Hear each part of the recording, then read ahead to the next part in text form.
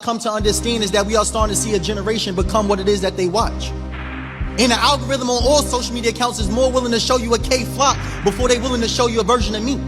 Because one thing that the system don't benefit from is for us as young black men to learn how to critically think.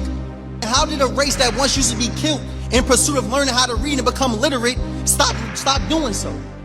But now I'm noticing my young men, they aspire to be YouTubers and streamers. If left to the narratives in mainstream media, you will be made to feel as if you can't be black and a scholar too. They only portray us as athletes and entertainers, as if the only forms of contribution we make to the world is being a source of entertainment. And then what's worse is that these narratives that we've seen on mainstream media is having real adverse effects. I'm gonna use Howard University for an example. They said that 19% of Howard University student demographic is young black men, which means that there's more non-young black men attending a historically black college than young black men. And I have a problem with that. Because what is it that's making us feel as if we are intellectually inferior? Because I'm also noticing that there's a silencing of our scholars. What do I mean? When I was in Syracuse, I noticed the trend that was happening.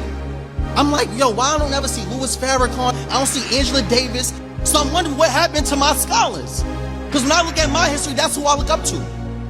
Do y'all understand what I mean? There's some people that have never talked to a black person in their life. And the only references of how we exist is our entertainers.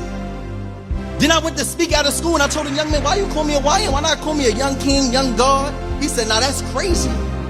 I said, so wait, you find it you are more comfortable reaffirming me and being a young Negro than in being a young god? And I said, who conditioned us to feel that way? Because there's no way we could build a village where the youth don't respect their elders and their elders are scared of their children. But another thing I noticed that I did wrong is that I assume that you all should know what it is that I have been taught. What do I mean? When I first came to speak in February, one of the young men came to speak and he said it was his first time wearing a suit. That's the reality. I forgot that part. Then I'm assuming you all should know what it is that I have been taught. So now I have to teach. As young black men, I need all y'all to always have at least one black suit.